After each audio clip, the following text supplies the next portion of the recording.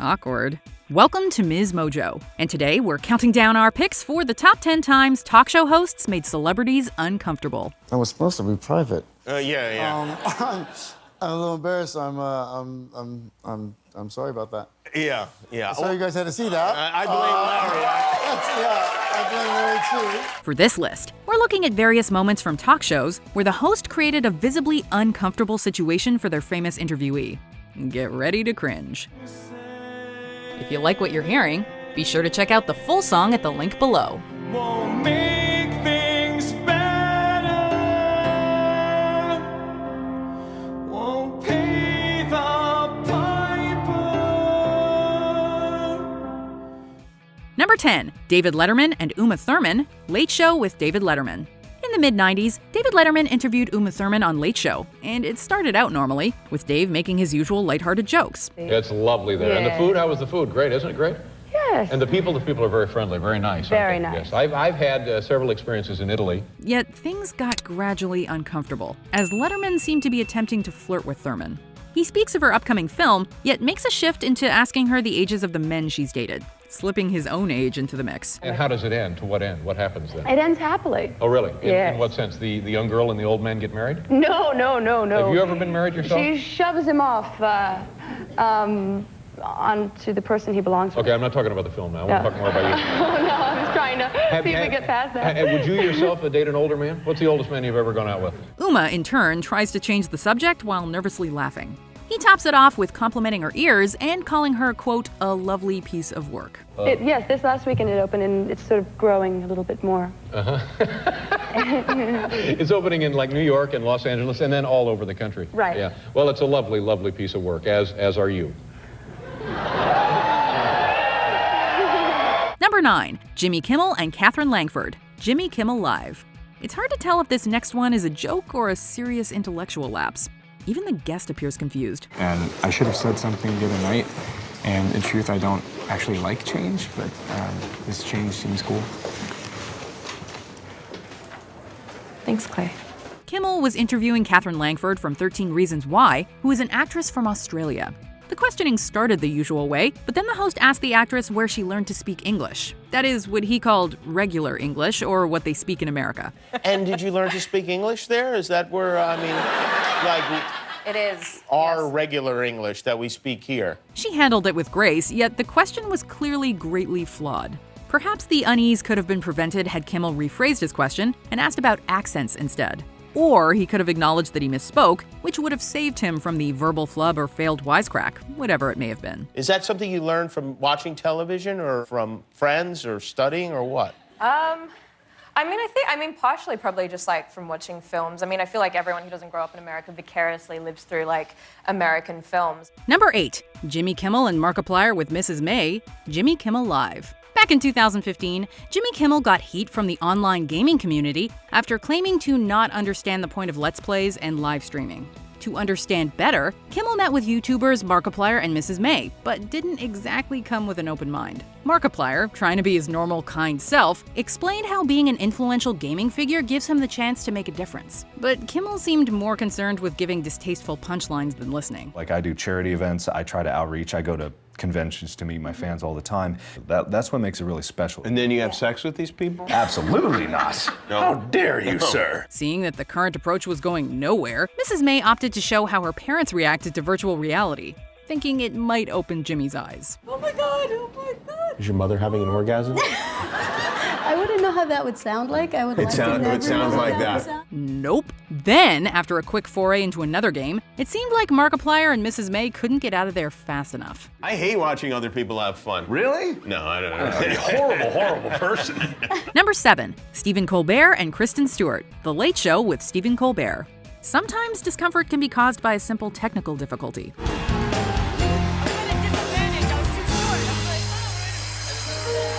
When Stephen Colbert had Kristen Stewart on his show, everything was going swimmingly, until technology got in the way.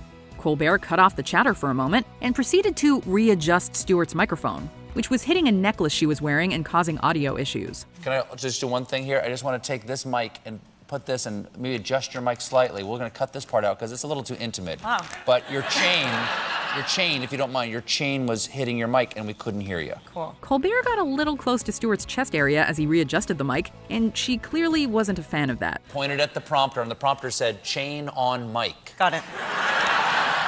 That's all. Now, you know what normally we we can have a madman named Mike backstage that we have to keep chained up. Uh-oh, but now continuity. Now what's going to happen with continuity? People at home are going to go, where's the chain? Now the chain's gone. Colbert seemed unfazed by the entire thing and segued into the rest of the interview with ease. Number 6, Jimmy Kimmel and Joaquin Phoenix. Jimmy Kimmel Live. In an interview with Joaquin Phoenix, Jimmy Kimmel brought up Joaquin Phoenix's childhood breakdancing hobby. Did you dance as a kid, or do you have any like dance background? I mean, yeah. Yeah. I won't brag, but I was really good. You were a good dancer? Yeah.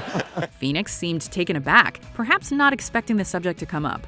Kimmel pressed on, however, with Phoenix answering his questions, albeit visibly vexed while doing so. Phoenix even told him it wasn't something to laugh about. It's just something that I felt inside and expressed it. Just you and a piece of cardboard in your room. I'm making fun of it, but it was pretty serious for me.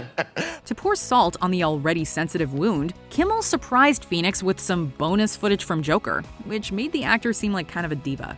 This led to a very uncomfortable Phoenix suddenly being made to apologize for his behavior on set. We can only assume he was really happy to see this interview come to a close. Now, what happened there? Who's Larry?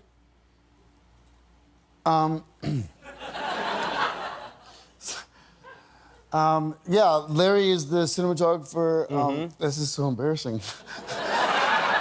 And did he call you Cher? Yeah, look, sometimes movies get intense. Number 5, David Letterman and Angelina Jolie, Late Night with David Letterman. You're laying out this year, huh? I'm gonna have to learn how to bake some cookies or something. You don't bake? I don't bake. You cook at all? In an interview with Angelina Jolie, David Letterman's questions became increasingly, let's say, invasive, and she was clearly struggling to maintain her composure.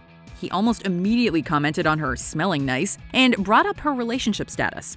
You smell great. You smell nice. That's a lovely fragrance. You smell good. I appreciate that. Anything I can do. Yeah, it's nice. She hesitated with her words as Letterman pressed her for more answers. It became clear that Jolie was not enjoying herself during this interview. We've seen some of Letterman's questionable behavior towards his female guests before on this list, and we'll see it again. And unfortunately, this cringy Angelina Jolie interview was no exception. Are you married? May I ask if you're married?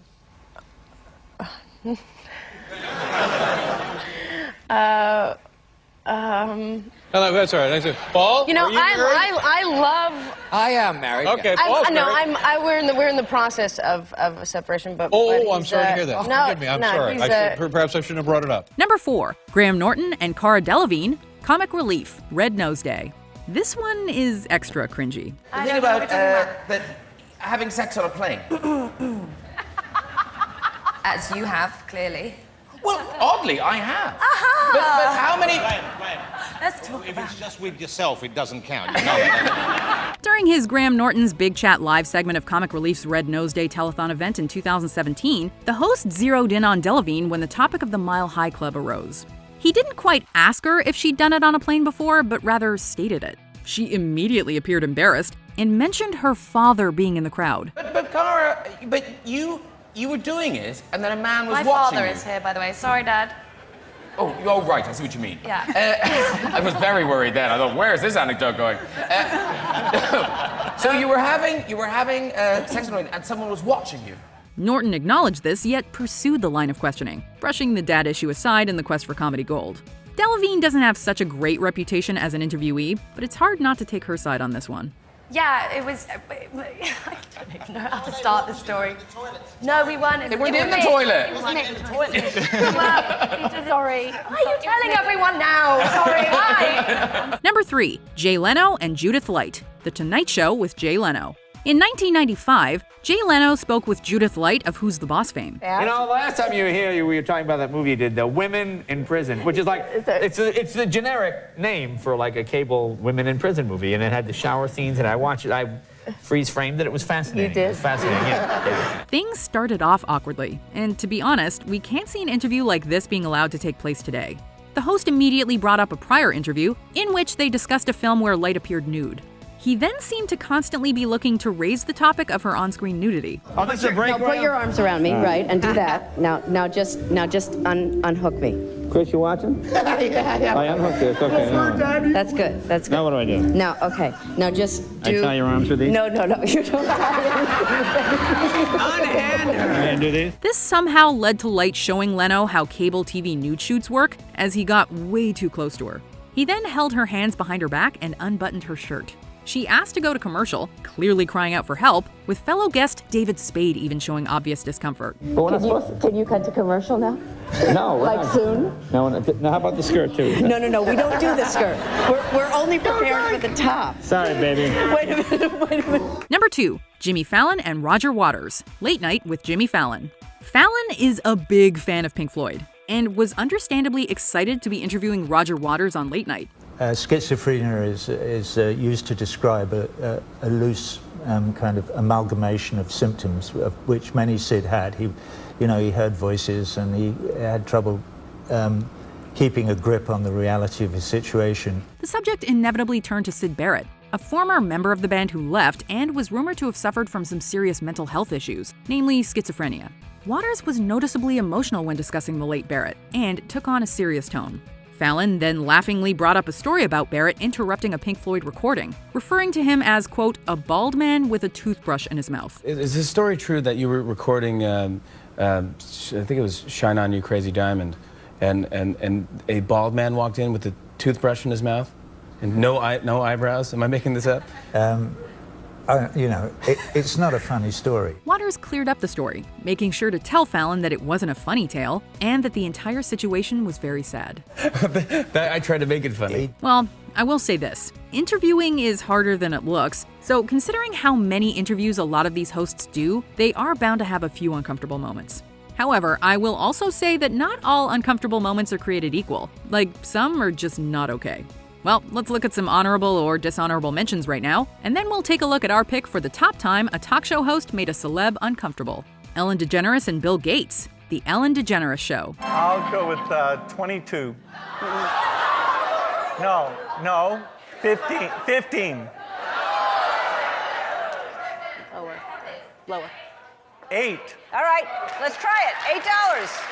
Conan O'Brien and Nicole Scherzinger, Conan. The way that I met Simon was they asked me to be a guest judge, focused, Conan, to be, they asked me. David Letterman and Justin Bieber, Late Show with David Letterman. Is that a new tattoo? This is a new tattoo. Oh, God, how many do you have? I have just a couple. Well, tell me that's the last one. It might be. No, it is. You don't, I mean, honestly. How does that help? How does that help how you look to have a tattoo? How does it not? I mean, it doesn't not help. Before we continue, be sure to subscribe to our channel and ring the bell to get notified about our latest videos. You have the option to be notified for occasional videos or all of them. If you're on your phone, make sure you go into your settings and switch on notifications. Number 1, David Letterman and Jennifer Aniston, Late Show with David Letterman. In 1998, David Letterman talked to Jennifer Aniston at the height of her Friends fame. Good, because I've got a product report to read. It's like 8 pages. I hope I don't fall asleep. Why? Did you write it? The interview started out normally, with typical questions and such. It then took a bit of a sudden weird turn, as Letterman asked for forgiveness, then leaned in ridiculously close to Aniston and took a strand of her hair in his mouth. Forgive me if this is rude. I just want to try one thing. Okay. Anton.